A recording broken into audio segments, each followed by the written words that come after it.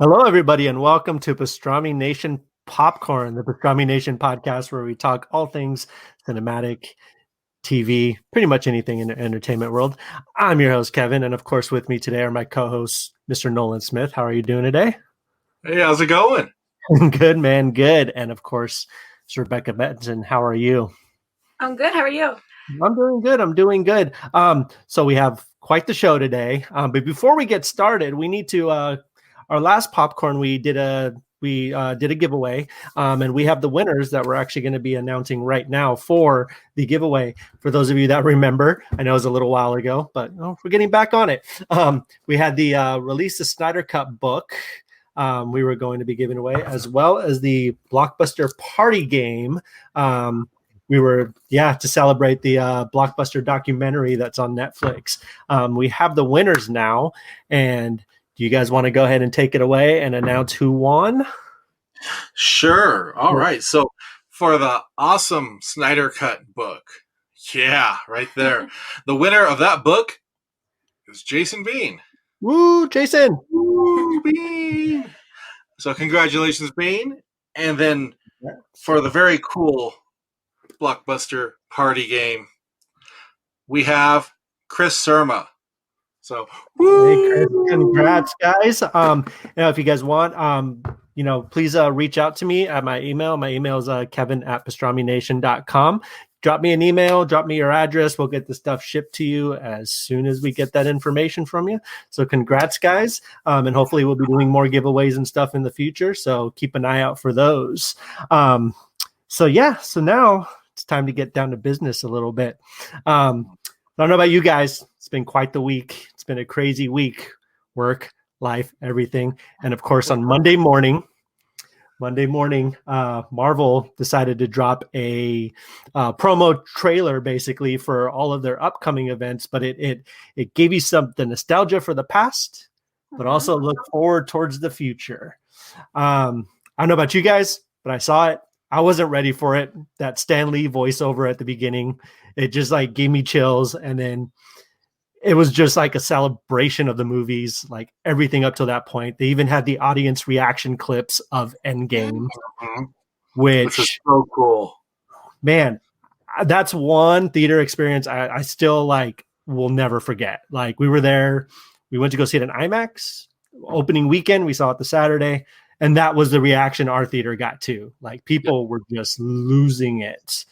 As soon as Falcon said that, you're like, whew.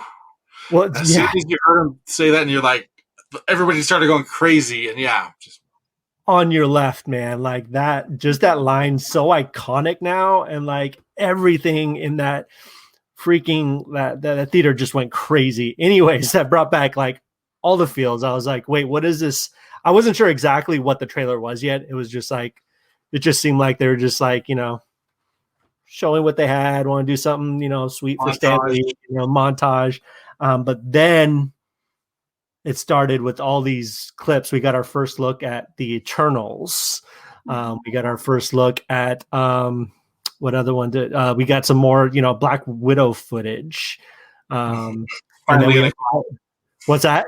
It's finally going to come out. Yeah. It's finally going to come out. We got all kinds of information dropped. Mostly it was a lot of just anything after that was just the title cards with release dates.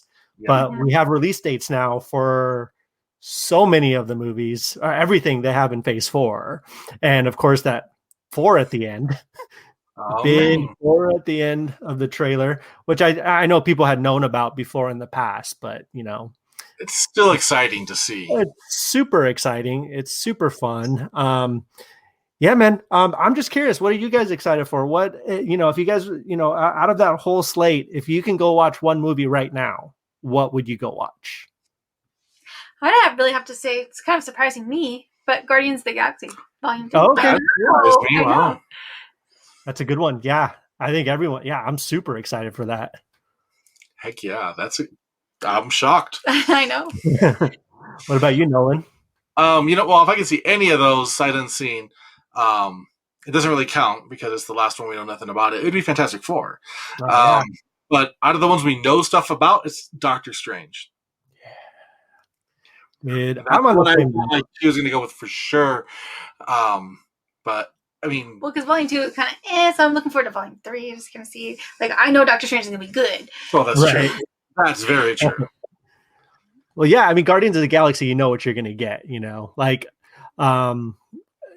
that, with Doctor Strange, like with Sam Raimi taking over, and it could be anything at this point right now. Like, obviously, we all saw the first Doctor Strange, but who knows what direction they're going to take this one in?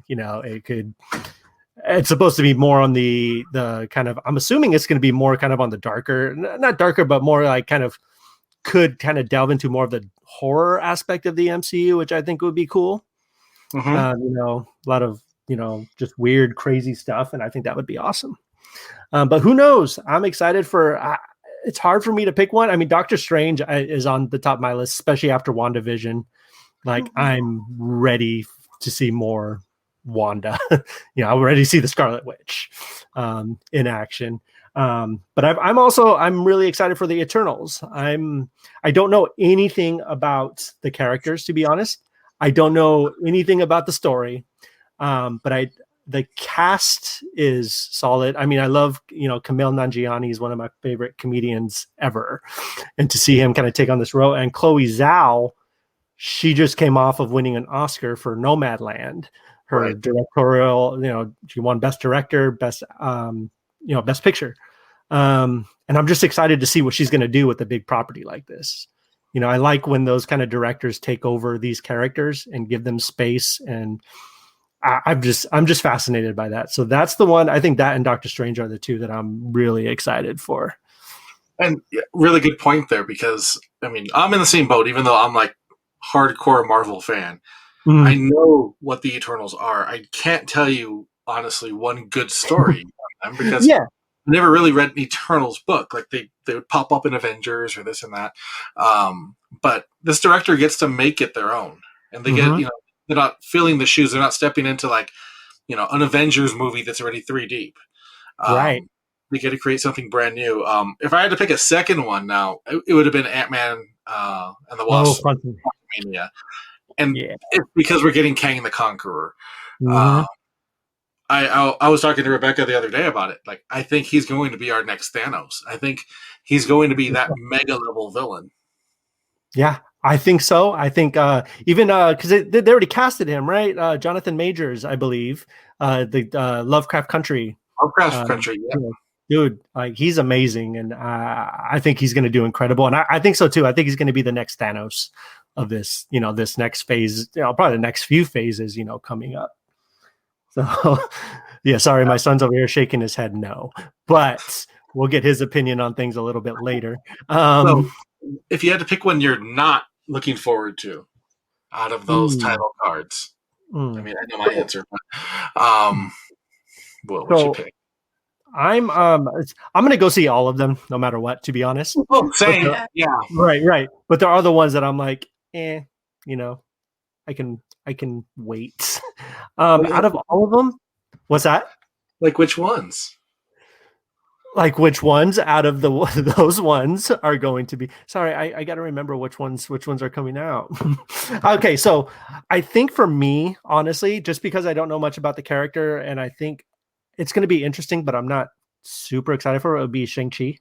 Okay, to be honest, Shang-Chi. I mean, I can't think of one. Sorry, I brought up the list because I was trying to remember of all of them. I'm actually pretty excited. I think I know which one you're going to pick too. Maybe. I could be totally wrong here and way off base. Can I try to guess?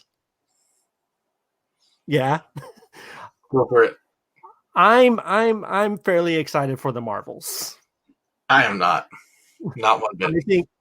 I think what WandaVision kind of opened up with her. I think Miss Marvel coming out soon on Disney Plus. She's getting her own show. Kamala Khan. Yeah. I love Kamala Khan. I think she's one of she's one of my favorite new characters.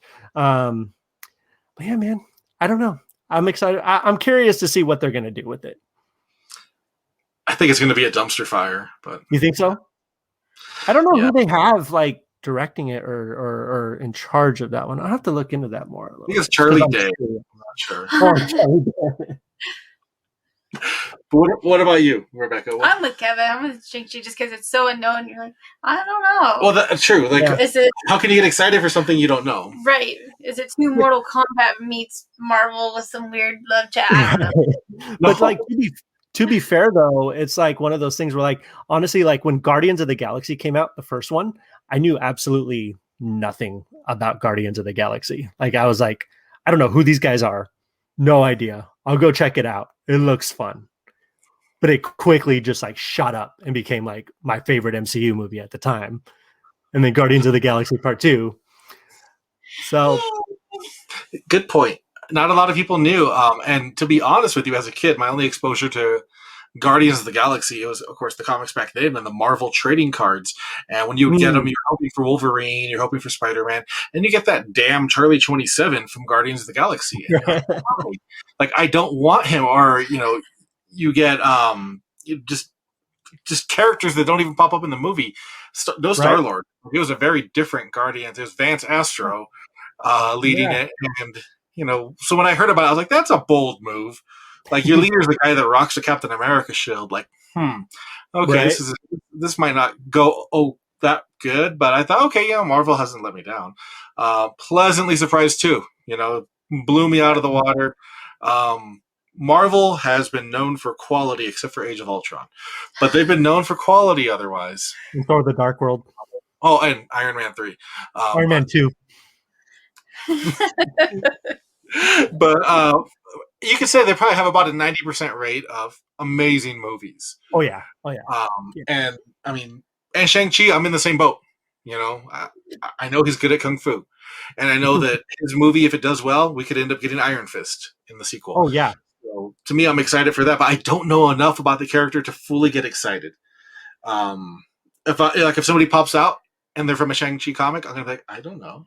Right, I don't know who that is. Like, it's, you're not gonna know.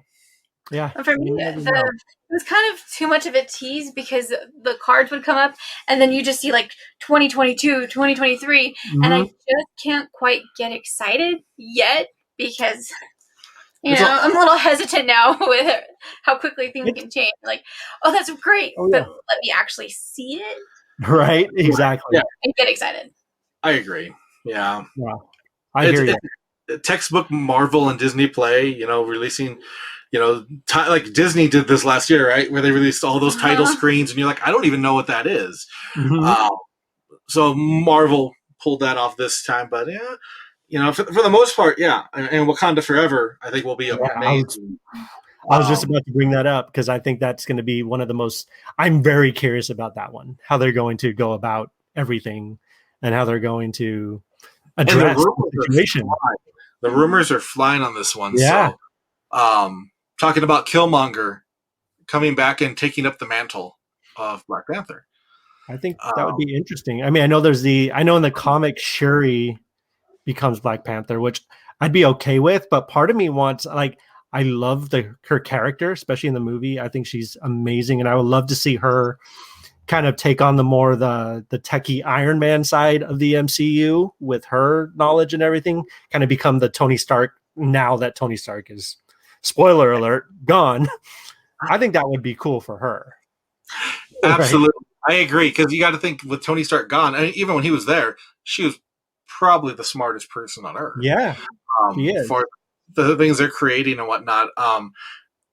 She's extremely young. And, the Black Panther mantle is so, prestigious, and like you're leading Wakanda, like you're not just a rogue hero.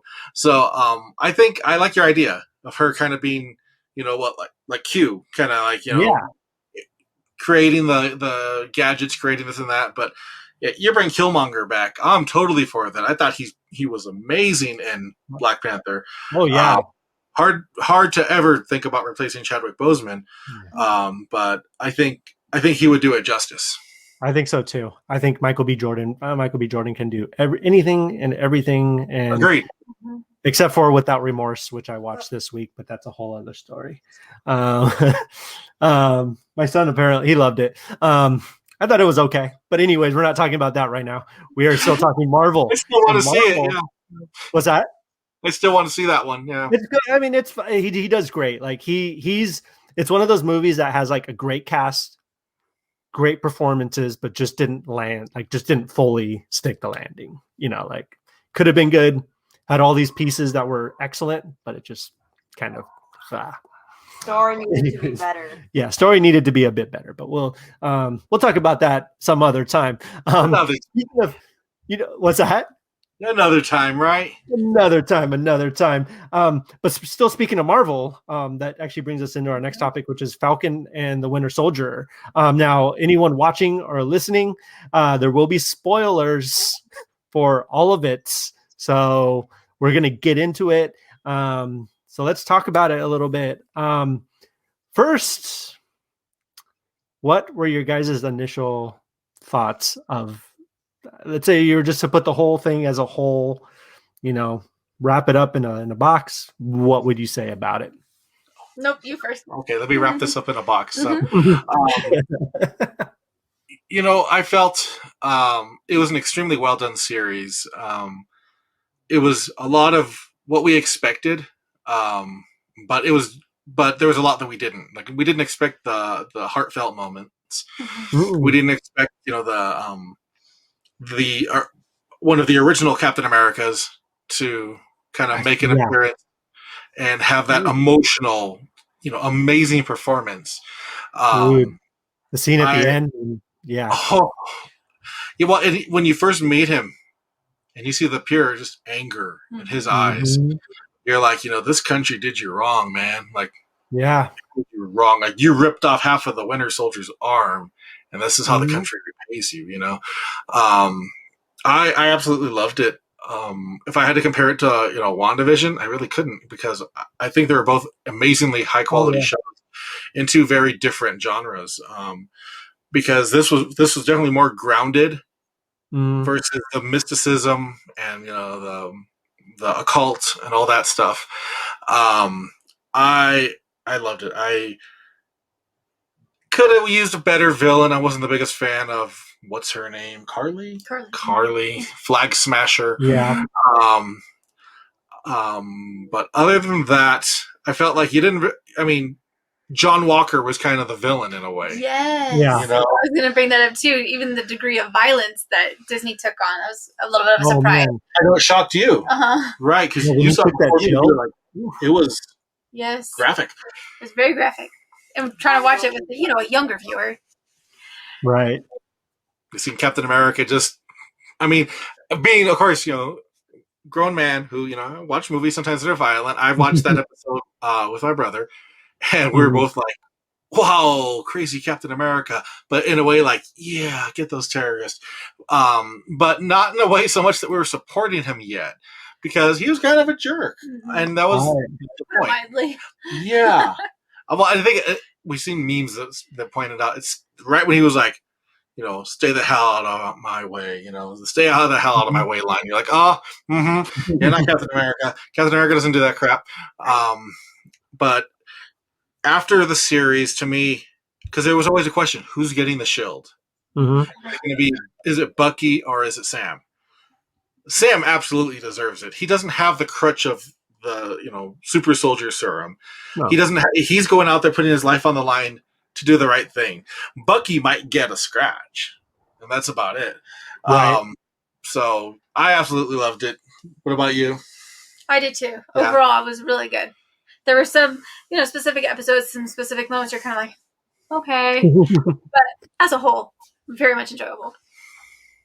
Yeah, the same way. I thought it was really, really good. I thought I do kind of feel like part of it, part of me feels like it might have been better as a movie. Like, shorter. I don't feel like it was like formatted properly to be a TV show.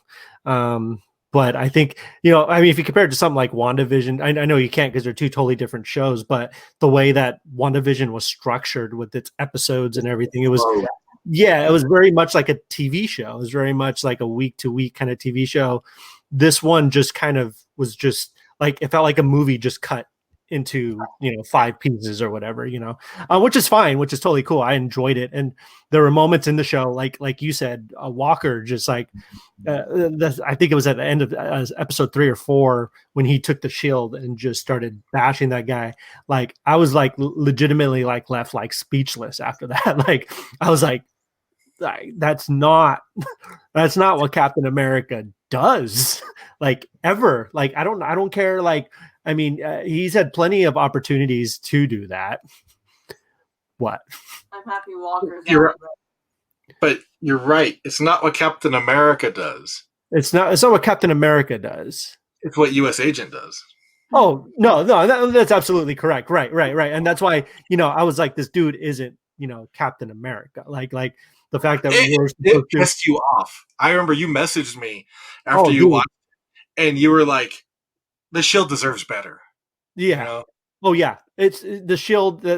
I know it's just like it's a symbol, but it's like they talked about a lot of the show. It's so much more than just a symbol. It represents us as like a country. It's about how we handle situations and stuff. And I think it's just because it's so iconic, and you grow up with the image like that. Like you were saying, like growing up with Captain America. He's like Superman. He's got this pure heart. He's got this.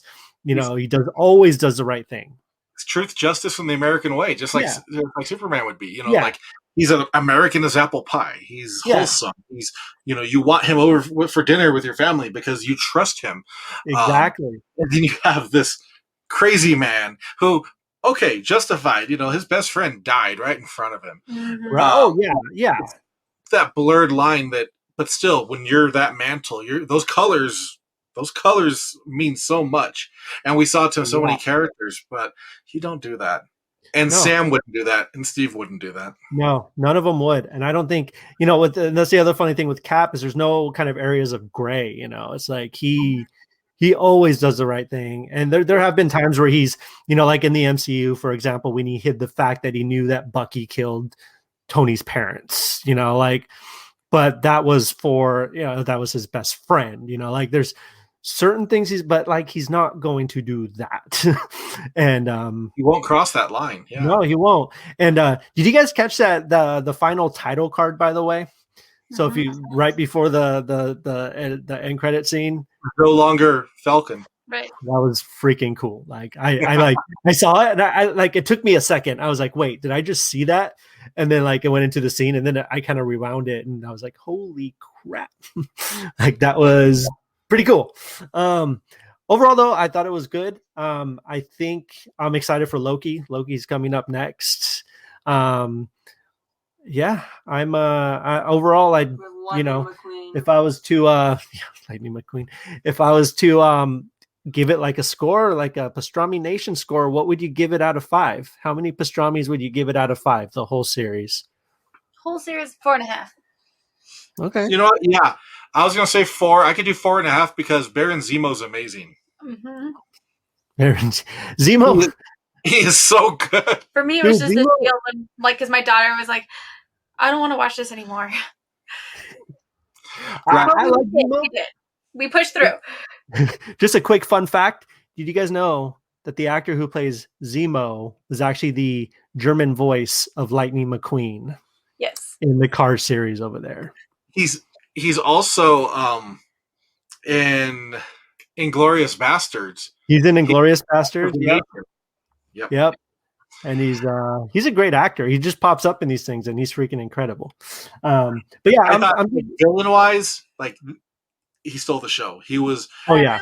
He did the right thing though, and I love that when you saw like the super soldier serum right there, and he could have easily pocketed it, but he stuck to. I mean, he's gonna have a warped way of thinking, but he stuck to his ideal that I hate super soldiers. Like they should not exist in this world, and he did the right thing. I think I hope.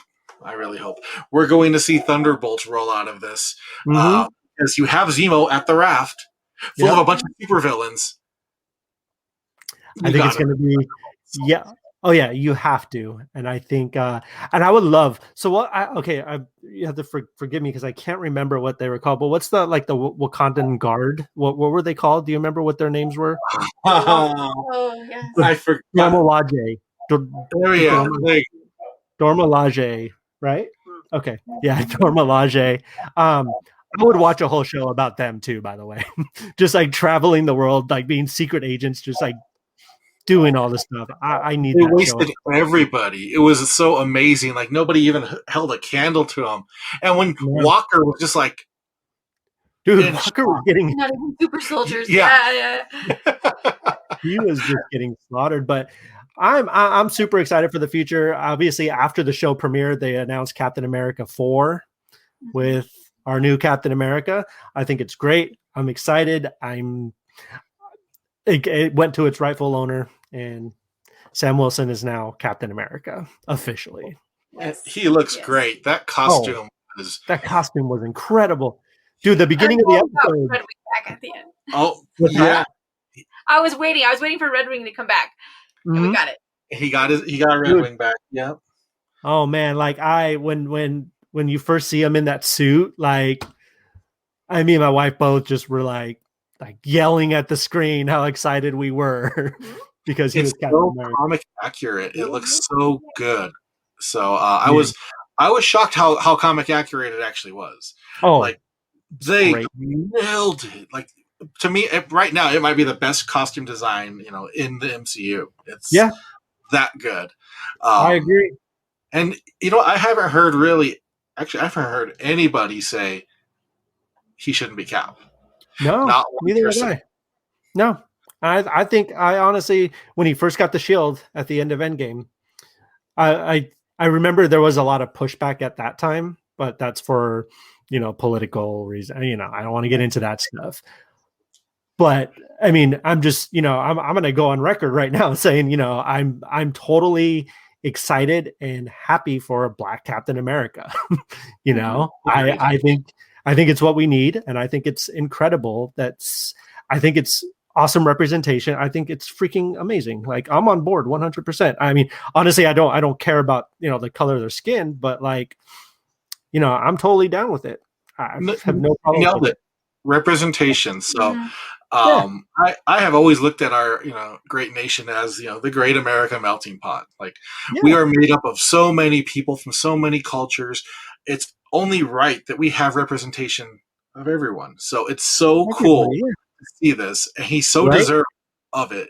As a character and as an actor, like he absolutely deserves to have that shine. Oh, yeah.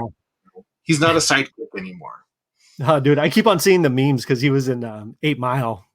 With and what was I can't remember his name in 8 Mile, but like yeah. Dude, I gotta watch that movie again now just because of that.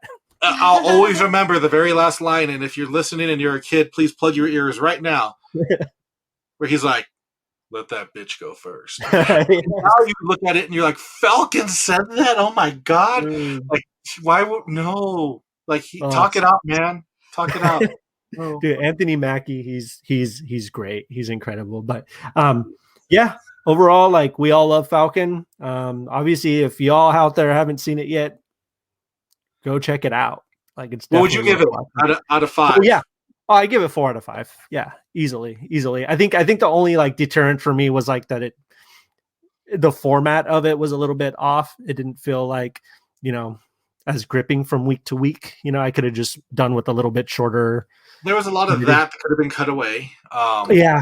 That didn't give much to the story. So I agree with you on that. There was some stuff like we don't need to see a Disney Plus cut of Falcon and the Winter Soldier. Right. Like, if anything, it should be a little shorter. Like, but agreed. They could have edited it down to like a 2-hour movie, and I would have totally loved it. I'm sure, and I'm sure hopefully they do it down the line, and they just like release like a feature film version, and I would love to see how that's all edited together and everything. So watch that at the movies, yeah. And in case you're listening only, Nolan was referencing a lot of talking. Oh yeah. Oh, that's right. Yeah. Sorry, I forget. So it's an audio one too. Yes. So yeah, go check it out. It's on Disney Plus now. And of course, now real quick and taking its place from week to week because Disney's doing like a weekly release of every Friday. There's something new. These last couple of weeks, I think it was The Bad Batch. They released 2 episodes of that this week. Okay. The new Star Wars show, the new Star Wars animated show until the Loki premieres, which is June 9th, I think, or 6th. But June something. Yeah, June something or other. So out there too for Disney Plus, you got to check out the Ducks. Okay, I know, and it's It's Disney. It's very much Disney, but that's okay because you do need those feel-good shows. Because after that episode of Falcon, Oh yeah, we had to go and watch something happy and cheesy and Mighty predictable. Ducks. And come on, dude.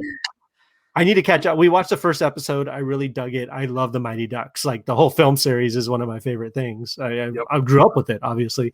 So like, I'm excited to see how that story goes. I really like the first episode because the one episode that Nolan caught a reunion. It was the reunion episode, and right about it did that. not I saw that. disappoint one bit. I gotta watch it. We're gonna catch up. Well, and I've always wanted to watch it, because I'm a diehard Mighty Duck fan, Anaheim Duck fan. Yeah, I know you are. Yeah. It was one more thing to watch. It's like, how do I find time? But I was able to watch the one with the reunion, and yeah, it was fantastic. Nice. I think we're going to probably catch up on that this weekend. Actually, I think, we have nothing to do this weekend. Now you do. Very much lighthearted. Yeah. Now we do. And they're only about 30 minutes anyway, so it's a real quick, Oh, binge. nice, very cool. Yeah, we'll probably watch that this weekend. Check it out after I finish my Saw rewatch.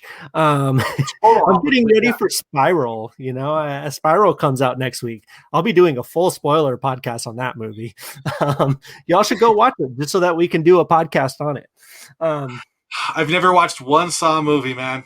Not one. Well, you should, so we can do a podcast about it. All the Saw movies. There's 8 of them.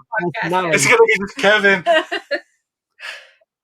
I'll do it. I want to talk about Saw. We will shut you down. A video review. Oh yeah, I'll be doing. Hey, actually, that'll be really fun. I'm gonna do that. Anyways, I'll even challenge you to do a live popcorn review with you talking about it and having the audience chime in with you about it. Yeah. Oh, that'd be cool. I'd be down with that. Yeah, we'll talk about that more. I will handle all the technical part. I'll get you set up. I'll get everything ready for you.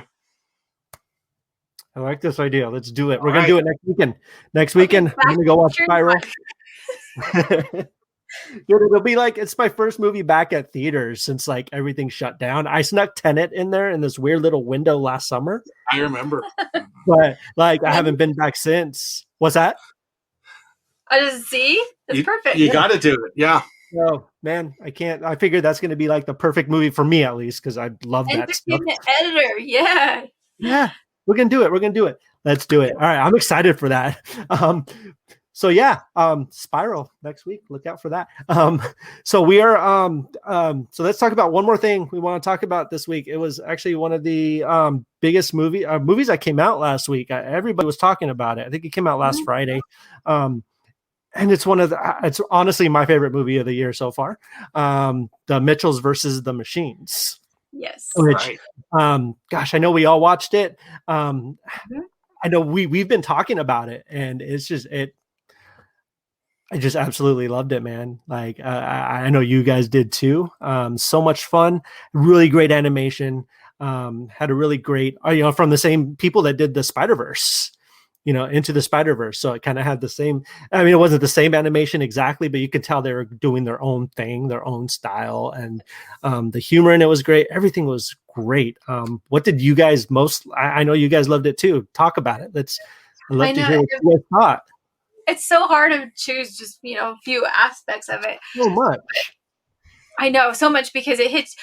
When I first watched it, I told Nolan, I was like, it was almost like a Pixar because it hit you right in the feels. Like I got a little teary-eyed, towards the end.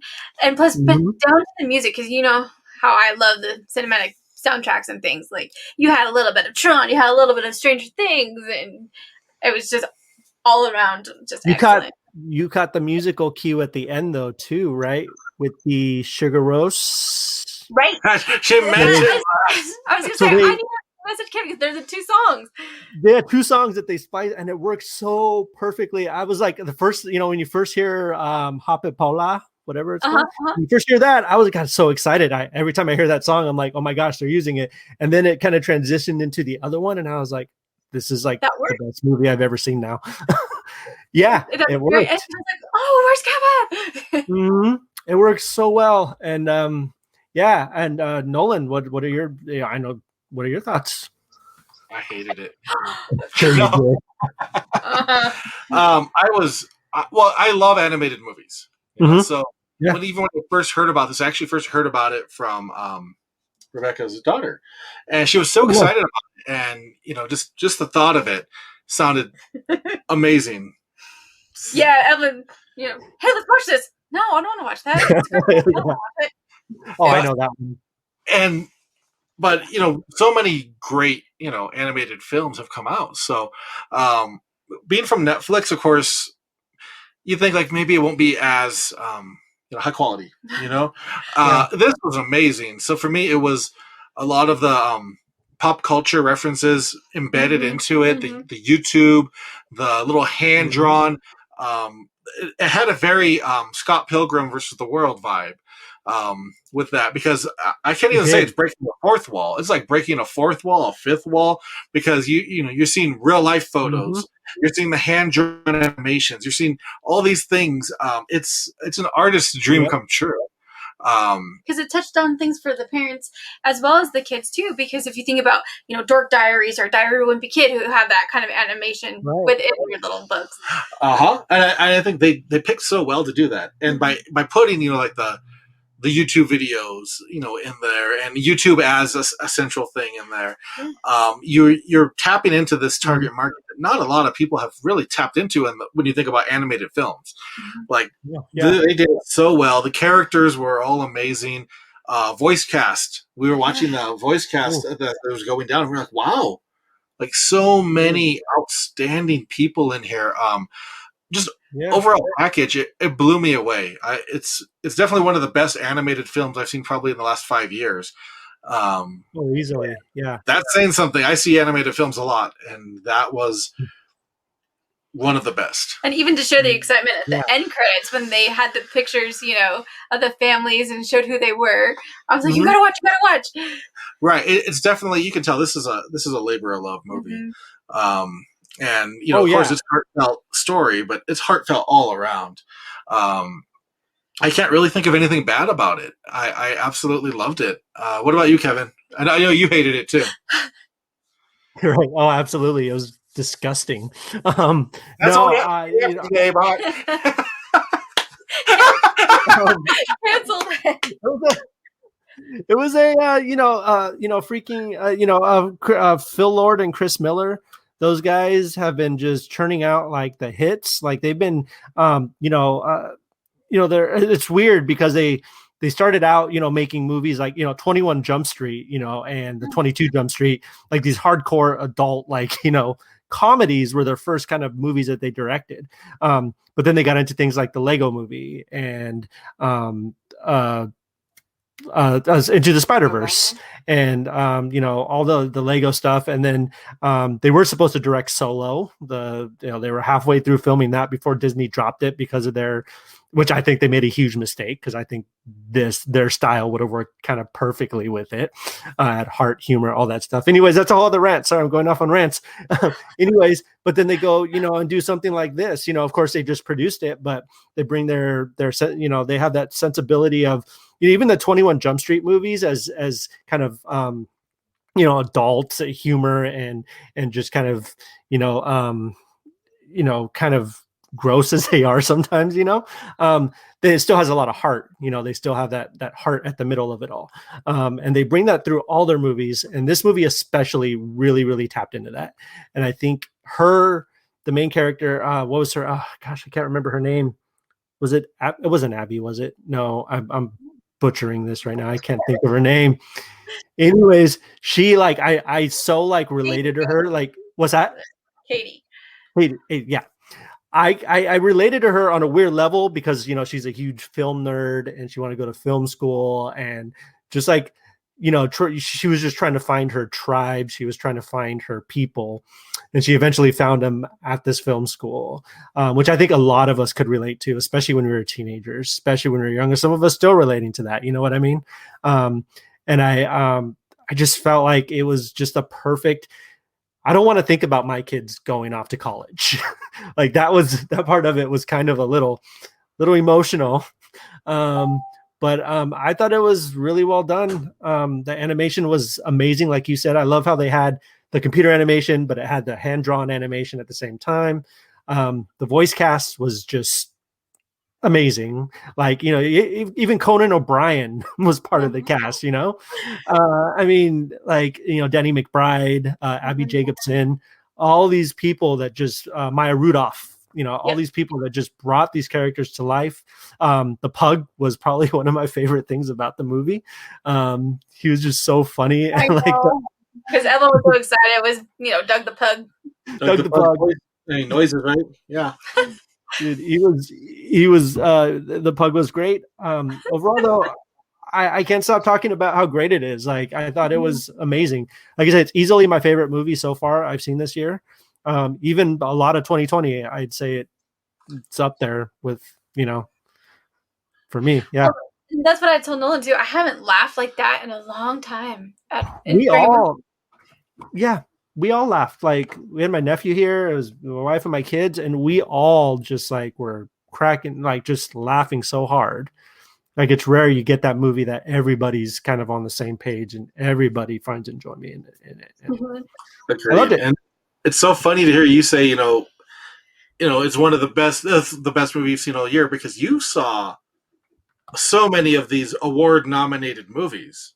I did. And for you to say that puts so much stock into that, because they delivered big time. They delivered where, these, Oscar, caliber kind of movies just didn't live up to. So that's awesome. Yeah, absolutely. Like, as you guys know, I mean, I'm a huge, like, I love all kinds of movies. Like, I love the drama, the Oscar winners, and the fun, comedies, I like, horror. I like all of it, but like this movie, and I saw all the Oscar nominees last year, but this movie still easily had so much more heart and so much more feeling than a lot of those, so much more, I'm not going to say like more talent. I don't mean that. I mean, just more, it just had that something for everybody, which I thought was just a perfect mix. So yeah, this one better win Best Picture this year. That's all I'm saying. So Kevin just said that it has more talent than all the other movies combined. That's exactly what I did not say. So if anyone's out there who was involved in the making of Nomadland, Promising Young Woman, any of those movies that I absolutely love, I would still love to talk to you guys. I'm a fan. Chloe Zhao, if you ever want to come on for the Eternals, just email us. We'll get you on. And Doug the Pug, if you ever want to come on. You ever want to come on. Ever. And Charlie Day, the invitation is still out there. Nope. You are more than welcome to come. We're just talking about dumpster fires. When you bring up Charlie Day. Oh, no. I mean, he was in Pacific Rim. Like, it's kind of our brand. Right. So, he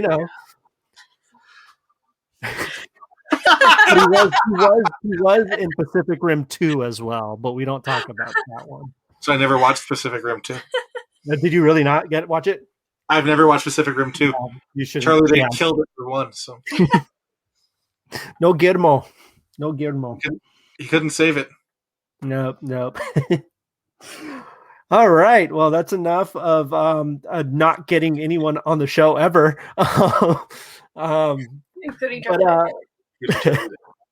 Getting Charlie Day. We're good. It's all going to happen. But yeah, that was fun, guys. Is there anything else you guys, I think that's a lot of the big stuff that we had planned to talk about today. Nolan, you want to go ahead and take it away? Well, yeah, absolutely. So first I want to thank everybody for, watching Pastrami Nation Popcorn, for commenting, for all that. The only reason we continue doing everything we do is because you're actually enjoying it. So yeah, thank you for watching it, for commenting. We really appreciate it. Please make sure you follow Pastrami Nation on Facebook, Instagram, Twitter, Pinterest. And then if you want to listen to Pastrami Nation, you have a lot of options. You have Spotify, SoundCloud, Apple Podcasts, Google Podcasts, iHeartRadio. We're everywhere. So whether you want to see us or you're sick of looking at me and Kevin, hear us. Never. Do that. Yeah. Never. They love us. They love us all. They'll shut us down. They can't cancel us because we don't work for anybody. They won't cancel us. They won't. But yes, thank you again for tuning in. Drop your comments. Let us know about anything we talked about. Join in the conversation. And next time we have a live one, we hope to see you there. And when we have that live one for Kevin, we hope that you heckle him. We hope that you rib him, cancel him. Look, it's not my fault that Disney is releasing a prequel movie about a woman who wants to skin puppies. Okay, and we're supposed to be excited for it. We're supposed to want to go watch it. I'm sorry. It had to be said. John Corella. Whoa, shots fired. We know what we're not talking about. I love Emma Stone. Okay, and I'm gonna watch the movie. I'm not gonna lie. Like, I'm gonna watch it. But I have my You have to like it. yeah, I don't have to like it. I'm not gonna like it. Who knows? It could be great. I could completely change my mind. I could. It's better than Charlie Day, so I'll watch it. Anyways, Emma Stone, if you want to come on the show, I would love to talk to you. I would love to talk about Cruella. Your whole career is incredible. So